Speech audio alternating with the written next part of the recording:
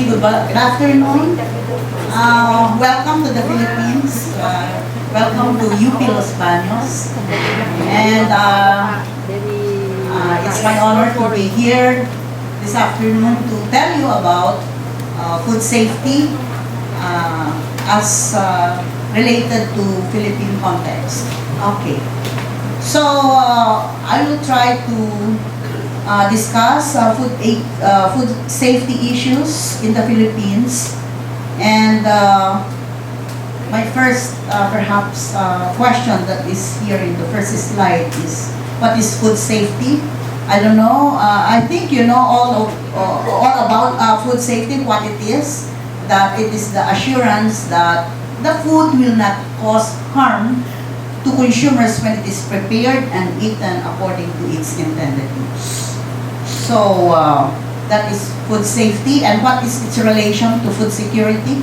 Well, your food safety is embodied in the well-known, well-accepted definition of food security, in definition by FAO, and that food security is achieved when it is ensured that all people at all times have physical, social, and economic access to sufficient, safe, and nutritious food which meets their dietary needs and food preferences for an active and healthy life. So, someone asked what's the relationship between nutrition and food security. Well, I hope today you won't ask me the relationship, because it is there in the definition of food security that the food that one should eat should be safe. Okay? And so what are the global forces that are driving demand for safe food? Okay? So first of these forces is the increasing incidence of foodborne diseases. Foodborne diseases, as you will see later on, will come from the different hazards that might be present in your food. Okay? And the other forces would be, there is a rapid urbanization, so there are already many people in the urban areas, and food, or the production of food is very far. The areas of production of food are very far from where they are produced and where they are demanded. And the distribution channels are very long without provisions for safety, such as for the cold chain system, for example. And also, there is now an increased demand for fresh fruits and vegetables. Okay? The other is increased interest in ethnic and non-traditional food. So I think in Cambodia they wanted to maintain their tradition, no? In their food habits, no? But in certain cases, like in the Philippines, no, there is an interest in ethnic and non-traditional food, no? And and also novel foods, the functional foods and the nutraceuticals. And there are now new processing and handling technologies, and also emerging pathogens. Many of these foodborne diseases are caused by pathogens, and there are now pathogens that have increased in virulence. Okay? Or in the case of virus, they have what we call mutated. So you have another disease, no, occurring in a population. And there are now many immune-compromised and susceptible population. And what are these immune-compromised population sectors? These are the aged. No? We have more, I think there is one country that was cited that there are more aged people than the children, no? Or the minors. I think it's Japan. I think they have more of aged people than, or aging people than children. And also, the sickly, they are immune compromised, and also the children. Okay, so these are the three sectors or population sectors or immune-compromised sectors that drive for demand of safe food. And then we have also a growing consumer awareness of food safety and quality issues and increasing demand for better information. So these are some of those forces that really drive us to implement what we call a food safety program in our respective countries. Okay, why is there a great concern on food safety programs? Of course, aside from the two objectives of meeting the need to provide consumers with a guarantee on the safety attributes of the product to be consumed, there is also a need to access markets, no? And but in both of these objectives, they redound to actually consumer protection, the protection of the health of a population in a country. Okay, so there are several food safety assurance programs that are in place in each of our countries. I think you have also one. And there is the purpose of these safety assurance programs are what? To prevent hazards occurrence from farm to table. So these food safety assurance programs would have that objective of preventing, it's actually preventing the occurrence of hazards from farm to table, no? And so that the population will not or is protected against foodborne illnesses. Okay? So, food safety is about hazards present in food that may pose risks to human health. And when we say hazards, there are three main hazards that might be present in the food that we eat. These are considered chemical hazards, microbiological hazards or microbial hazards, and physical hazards. Okay, so if you have a hazardous agent, for example, an agent that is present in a food and that will make you sick, then there is a corresponding risks that it imposes on the consumer. Okay, so the risk is the probability of that hazard occurring in the food as well as its effect on the consumer. So let us look at the chemical hazards. These chemical hazards are invisible. Normally they are invisible. And so they can be categorized as to naturally occurring. No, these hazards are naturally occurring. They are present in our food, basically or mainly in many fruits and vegetables. And we'll talk about with that later.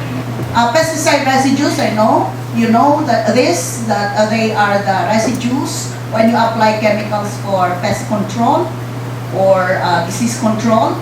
Veterinary residues also, no? When you give animals with antibiotics, for example, then that antibiotics might have a residual, might have a residue in the meat, and that would affect human beings later when intake is made of that food. Then there are those that are non-permissible food additives. No? When we prepare food, there are some that you put. I think MSG or monosodium glutamate is one of those additives that is very common put in our food. Do you know MSG or monosodium glutamate? No? Okay, so it is a very common food additive. But that food additive, by the way, is permissible. Now, in this case, the chemical hazard that is indicated here is the non-permissible food additives. Okay, we also have heavy metals that might be present in the food that we eat. They're very common in fish because our seas and our waters might be contaminated with heavy metals such as mercury, lead, cadmium, cesium, and even arsenic. I think Bangladesh is problematic with arsenic in rice, no? So these heavy metals are considered also as chemical hazards that might be present in our food. And of course, excess of permissible food additives. The MSG case is one, can be considered a chemical hazard if you put it in excessive amounts, no, in your food. Okay, and of course you have adulterants. What I can think of an adulterant is that of melamine that is put that was put in milk in China. So melamine is an adulterant. You cannot decipher between the milk and the adulterant. So it now becomes adulterant, and therefore it is a food safety hazard. And then we have cleaning chemicals. No? Normally we make use of sodium chloride, no? Sodium hypochlorite, no? And others. And then we have stress metabolites. Actually, these stress metabolites and naturally occurring chemicals or toxins are present in your food in response to stressful conditions. Sometimes we subject our food to high temperature during the growing periods or after or during handling, then they produce something that becomes toxic as when taken in your food. Okay. Now, so these are I know that you know the effect of these chemical hazards to human health.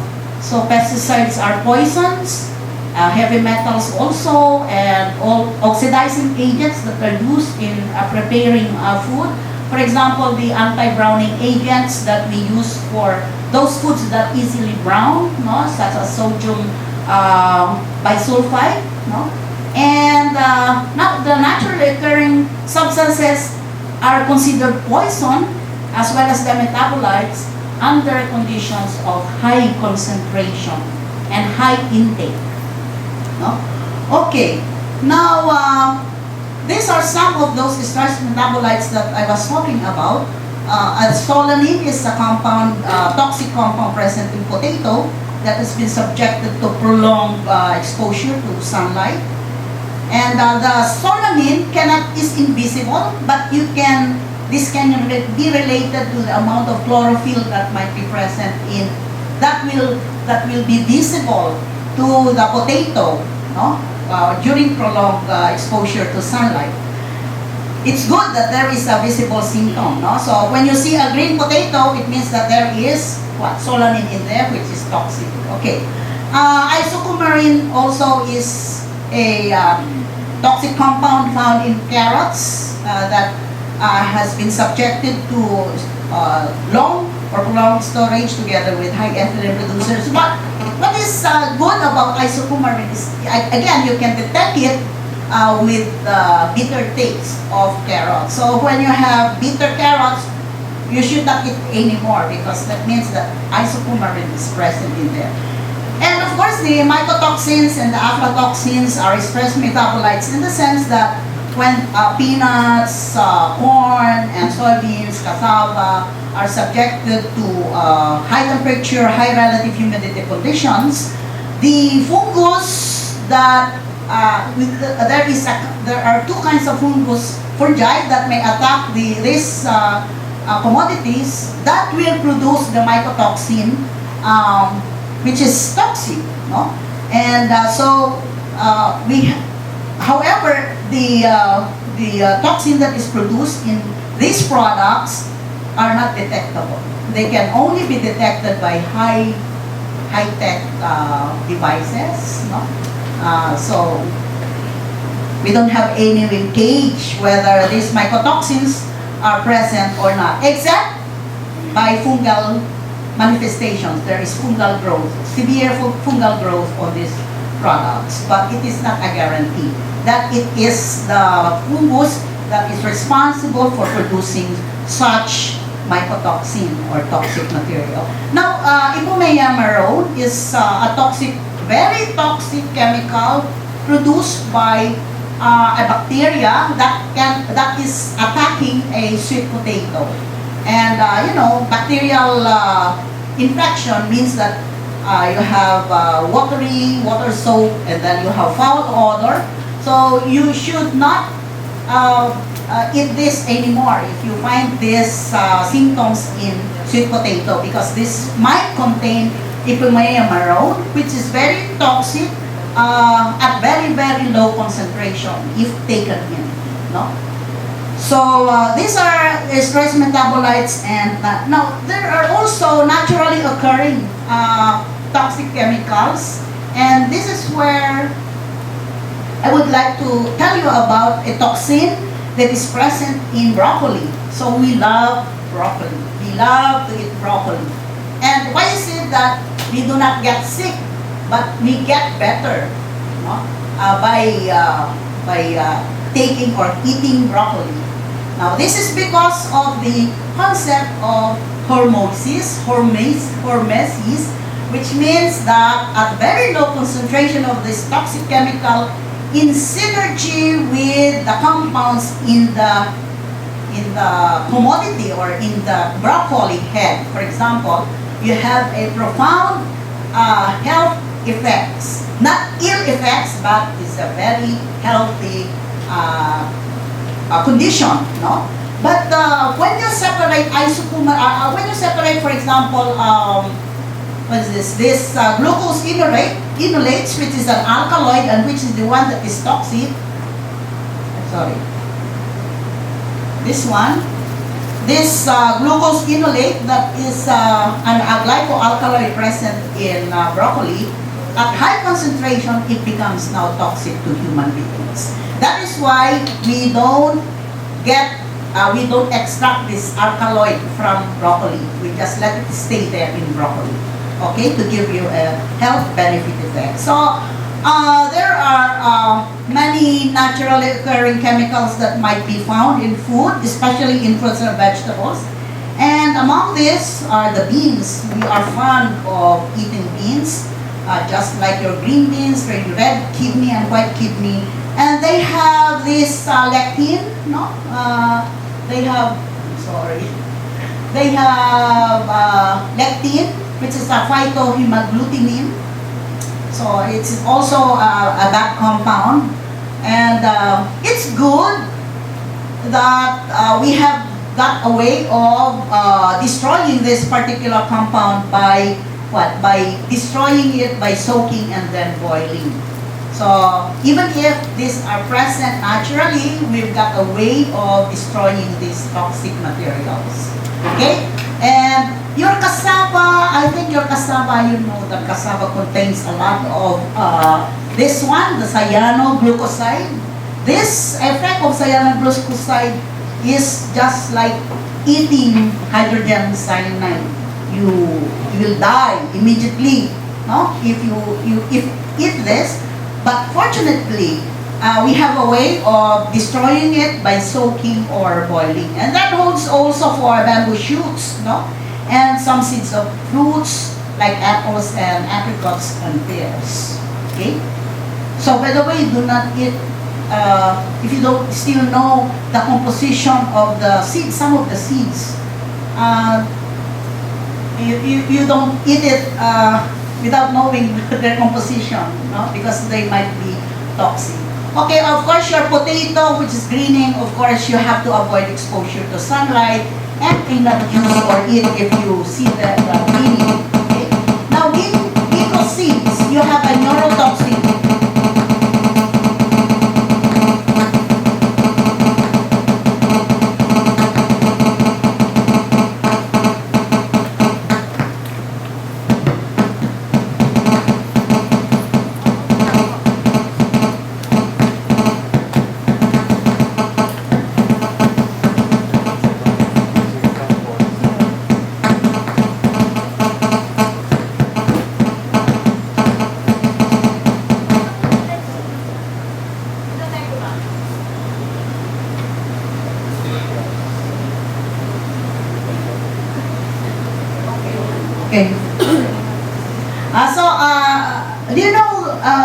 ginkgo seeds, no, they contain neurotoxin, no.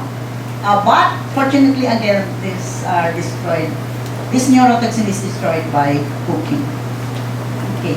Carrots again, sweet potato, and kamyas and taro. Kamyas is bilimbi. Do you know bilimbi? Taro, of course you know that they contain oxalic acid. And you have to limit your intake of taro because of this oxalic acid. And you know, oxalic acid is an anti-nutritional. This one is anti-nutritional compound because it absorbs and it limits the utilization of calcium in the body, even iodine and calcium. Okay, and of course your corn, peanut, and soybean mycotoxin, which is very toxic to our liver. It's one of the causes of cancer of the liver. So we should not take those that we see as having molds, no? And by the way, cocoa, the raw cacao beans, no, might contain ochratoxin, which is also a mycotoxin, and this particular mycotoxin is also a toxic material. Okay, hazard. Now we go to another class of hazards in food that might be present in food, and these are also invisible, and these are the microbiological hazards. And what is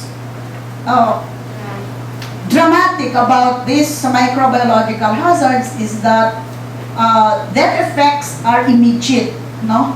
Their effects are immediate. Once taken in, it will take about 2 to several hours, and then you get sick immediately. While for chemical hazards, there is slow death, or their effects are slow. So we call these chemical hazards killing you softly agents. While for microbiological hazards, there's this fast, tremendous effect once taken in by the body.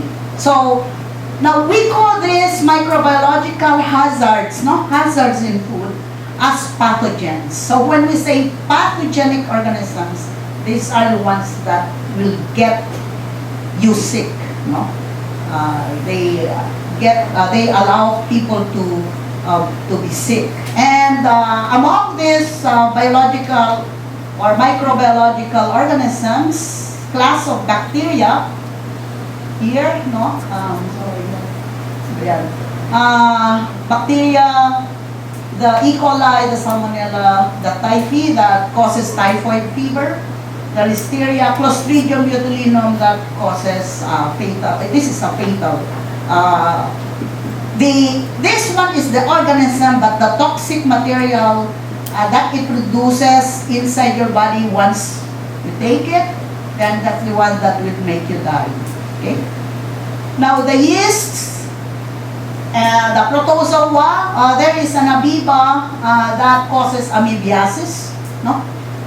And the molds such as Flavus and Parasiticus, Aspergillus flavus Parasiticus, these are the ones that would attack corn, cassava, soybean, that will bring about production of mycotoxins. And of course, there are several viruses that would bring about hepatitis A. No? Okay. So, we call them pathogenic organisms, and they are hazardous to human health.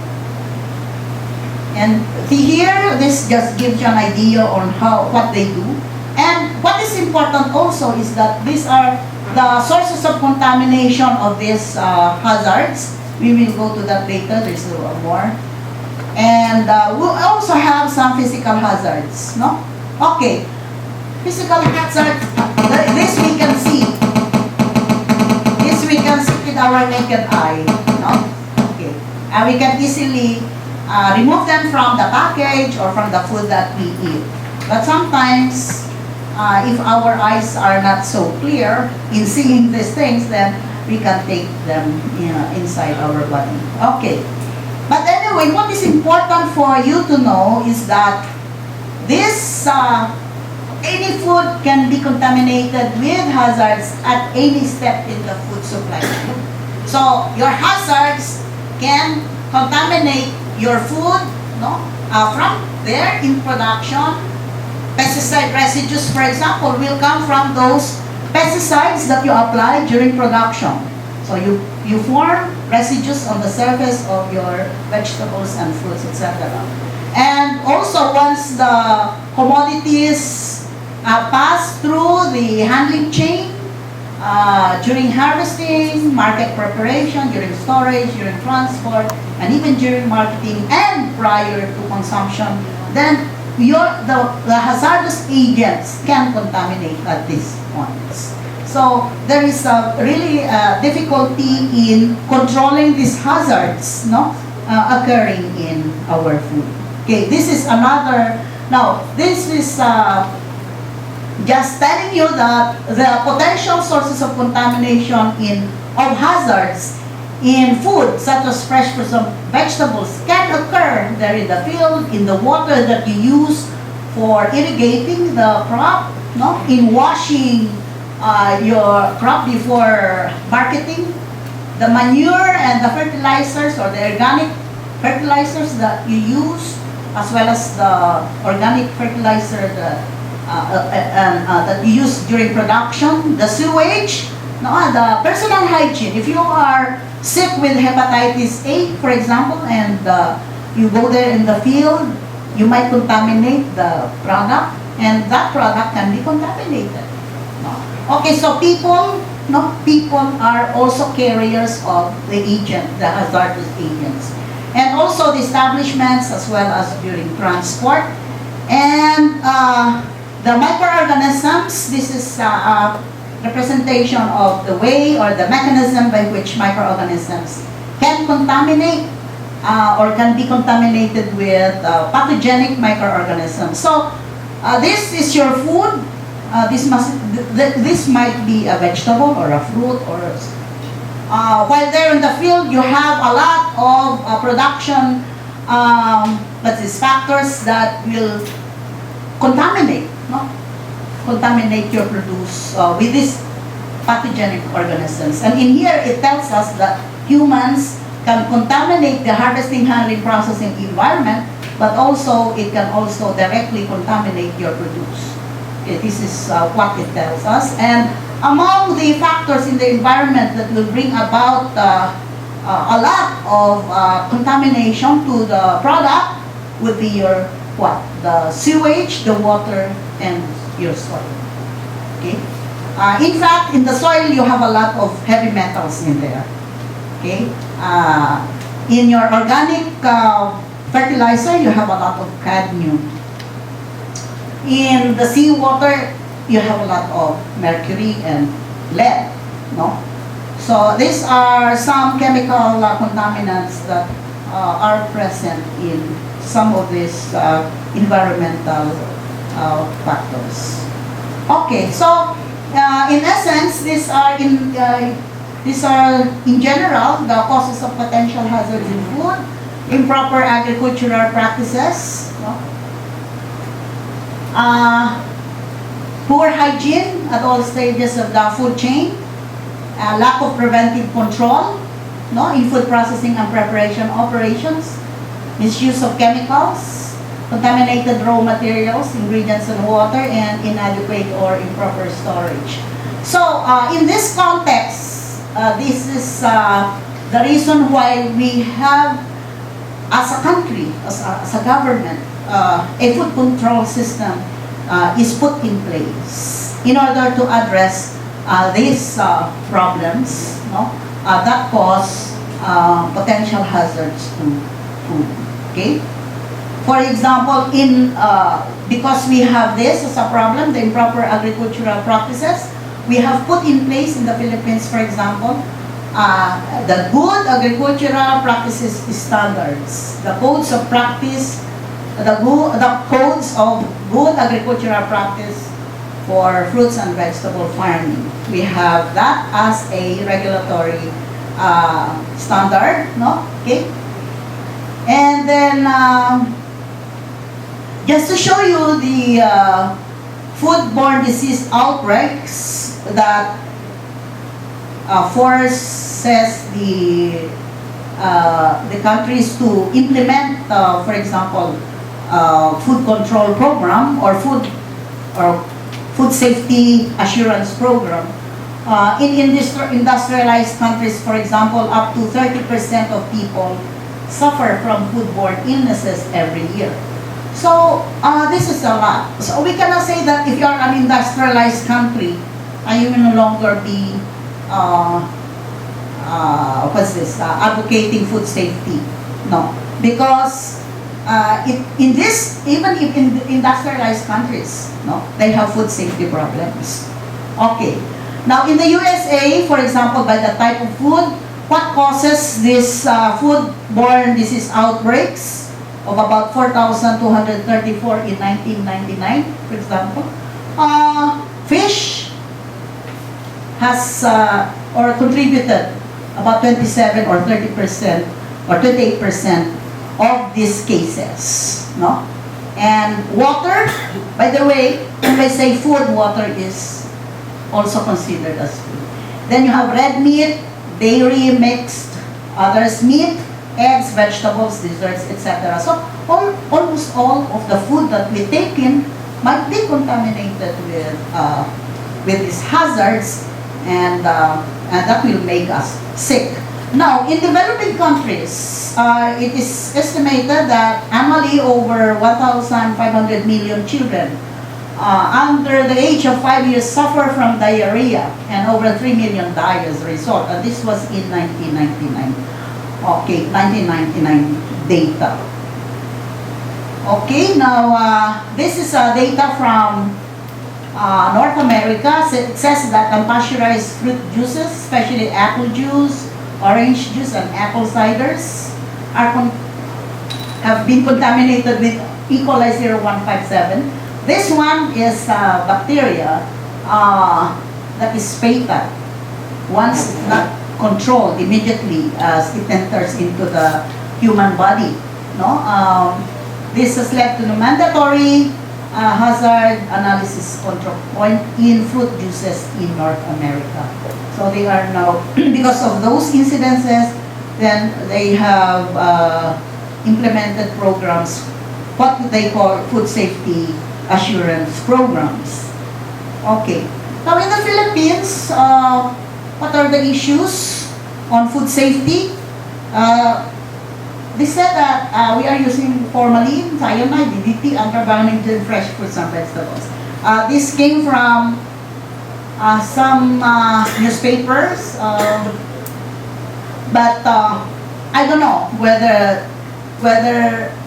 our farmers really use this, or some of our traders use this. I have not encountered someone who used it. But nevertheless, this particular information was gathered in the newspaper.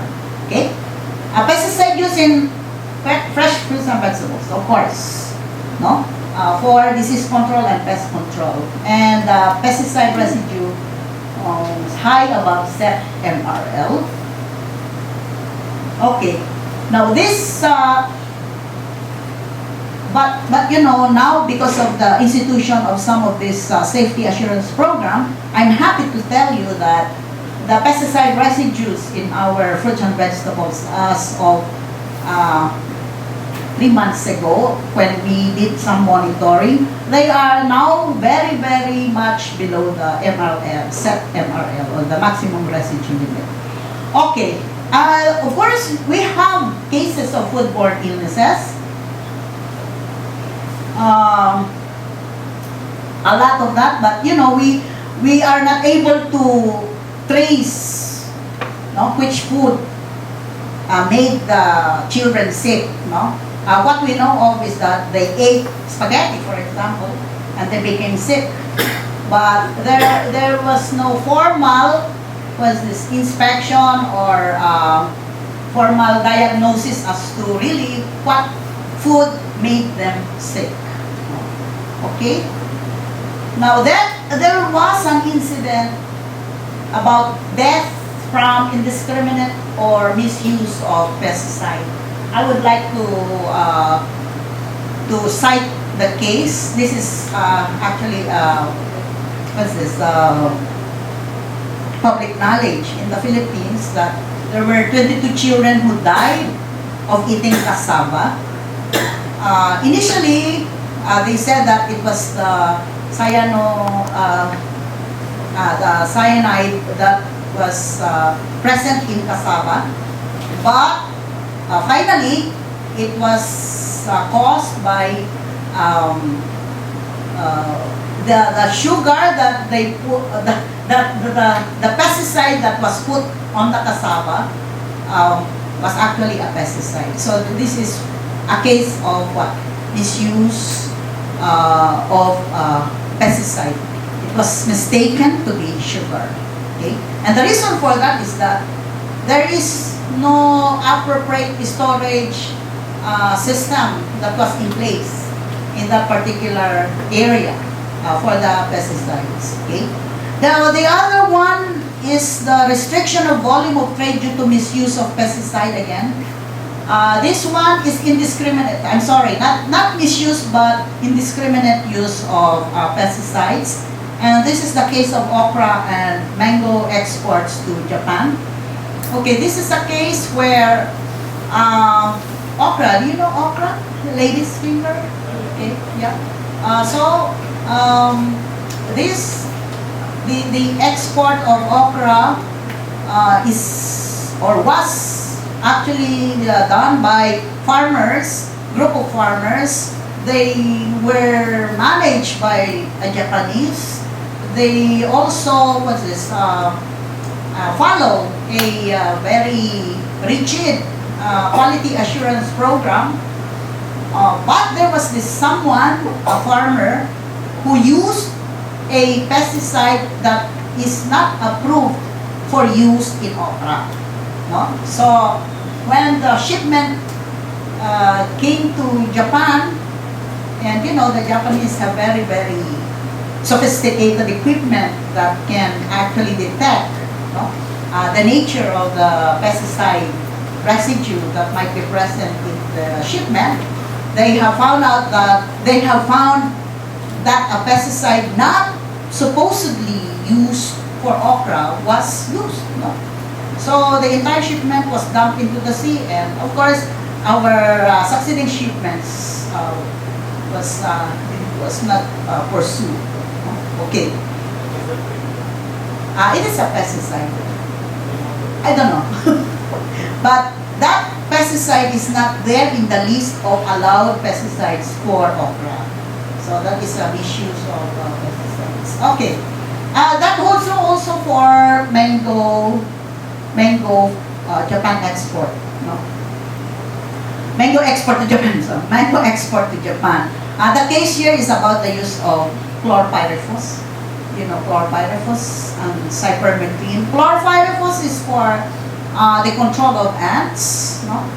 But because farmers, you know, they are very observant that the mites in their fruit might be controlled by chlorpyrifos, because the mites and the ants have similar characteristics. So they spray the mangoes with chlorpyrifos, which is not allowed for mango. So what happens is that again our export to Japan was but there was a detention of the mangoes, and including succeeding shipments did not materialize also. But now we have gained our export of mango to Japan by, of course, complete modification of the system taking place, and of course implementing some food safety quality assurance program. Okay, now of course here you see detention cases. This one in 1998 to 1999, about 233 shipments of fresh and processed vegetable exports to the U.S.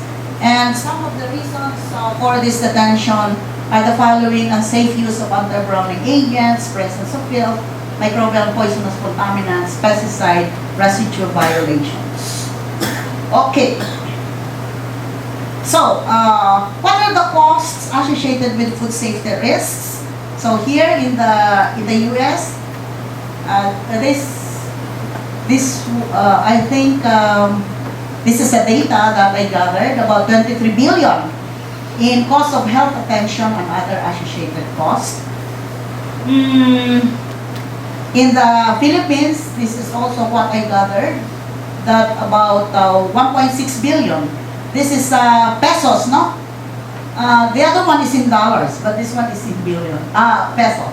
So this is an estimated annual social costs due to aflatoxin as a contaminant or hazard in food and feeds in the Philippines. Okay?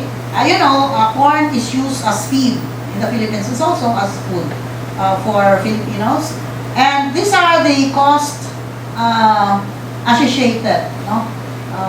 These are the healthcare due to aflatoxicosis. The disease to humans as well as to animals by the mycotoxin is called aflatoxicosis. Okay? And loss of productivity of both the human being and the animal, lower growth rate and poor feed efficiency for animals, lower growth rate for humans also. Downgrading in quality, of course you have low price of products. You have a cost for monitoring and loss of export market. So these are the associated costs for aflatoxin contamination in some of our products, agricultural products.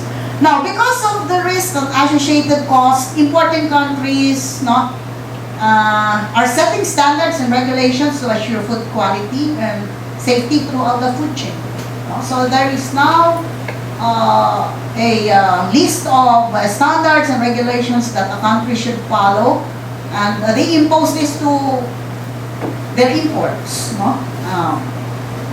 And also, there is now the establishment of the National Food Safety and Hygiene Laws, or food control system, to improve the overall health of the population. And so some of these governments, industrialized countries for that matter, that are strongly working on these standards and regulations are the following. For example, in 1999, as early as 1999, there is a group of retailers set a standard, safety standard, the Euro Retailer Produced Gap, or the Euro Gap, which is now global gap. So this is the standards on hygiene, safety, and quality for the production of fresh fruits and vegetables and service basis of EU retailer procurement requirements. So it serves as a standard for procurement of fruits and vegetables from other countries. Okay, in 2002, the EU created the Food Safety Authority and the Food and Feed Law. And stipulated in these laws are the following. There should be a traceability system in place for an exporting country. Consumer health and safety issues taken parallel with environmental policies. Okay. In the U.S., we have the Clinton Food Safety Initiative, established in 1999. The regulations regarding safety of imported food shipments in 2002, and the Bioterrorism Act in 2003. Okay. Now Japan, which is one of our major markets, of course, the Ministry of Health, Labor and Welfare sets general import requirements and standards that are so stringent, so we normally cannot attain, which relates to environmental health and safety concerns, and imported foods that do not meet the requirements will not be allowed entry into their market. Okay, there is also the Japan Agricultural Standard Law, which imposes traceability system for the exporting country, indicating the labeling of place of origin of the product up to the farm level.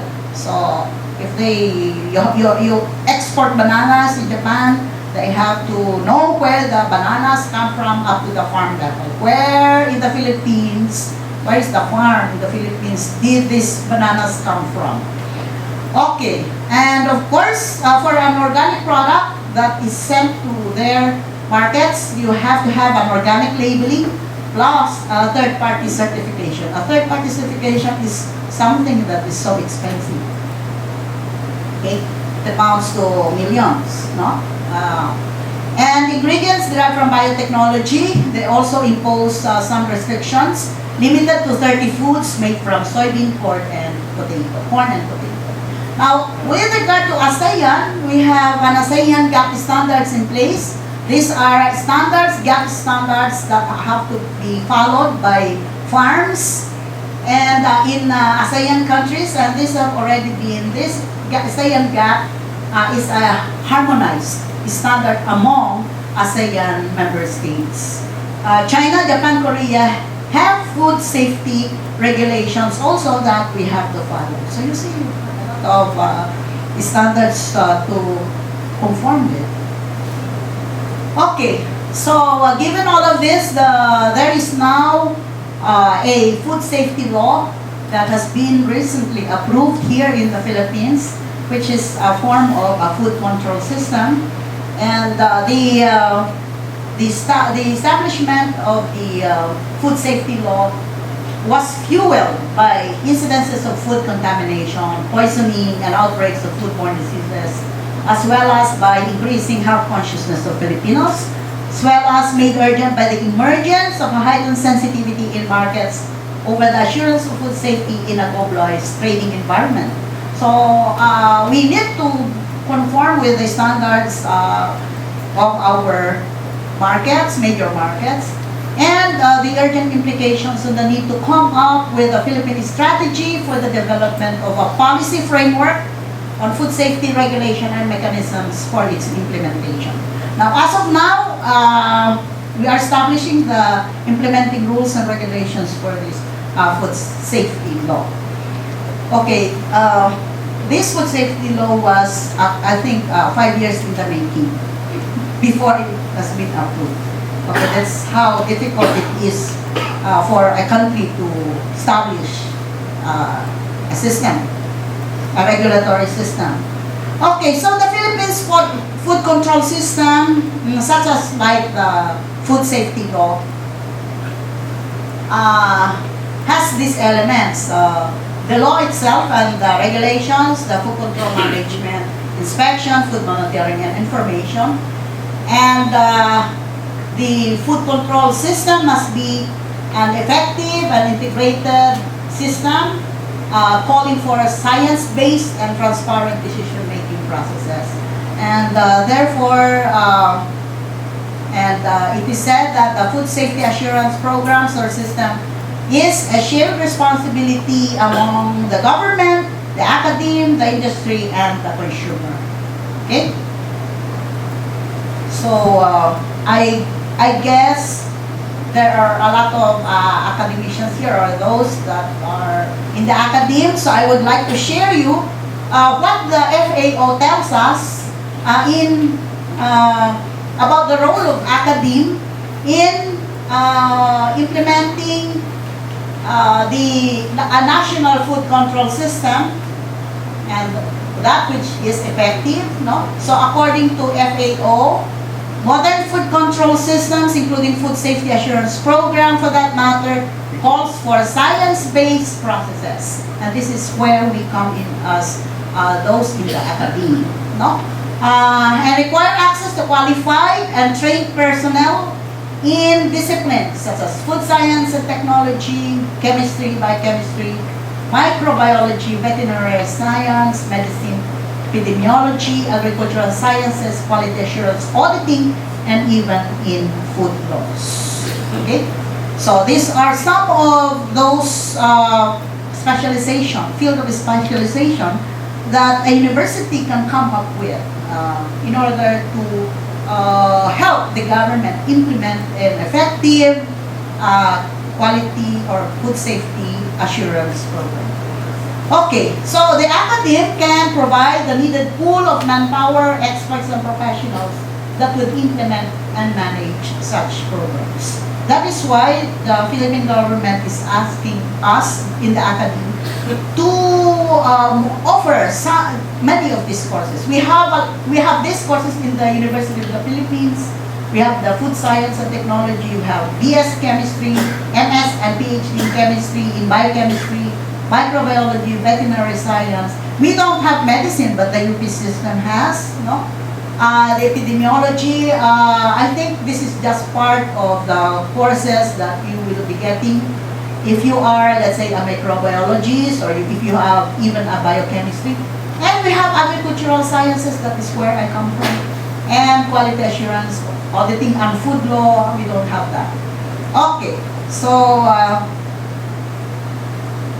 these are some of those researches and studies that you might want to introduce into your country in order to develop, establish the food control system, determining the prevalence and incidence of foodborne diseases and food contaminants and microbiological data, providing baseline data and setting standards and regulations, developing emergency response procedures. This is very important, which includes traceability and recall procedures, and carrying out risk analysis, because risk analysis will entail risk assessment or identification of hazard, etc. Okay? And during inspection, you need a qualified, this one, inspection will need or requires integrity and skill of the inspectors. Thus, the inspection services require a qualified, trained, efficient, and honest inspector. And who will provide this pool of inspectors? It's the university. Okay? Because we also train them how to be honest in providing data, in getting data. No? So, that.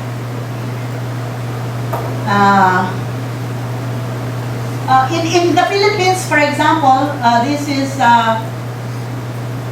the academy has important role of providing the pool of experts from among its graduates with the necessary knowledge and skills in providing efficient and honest inspection services.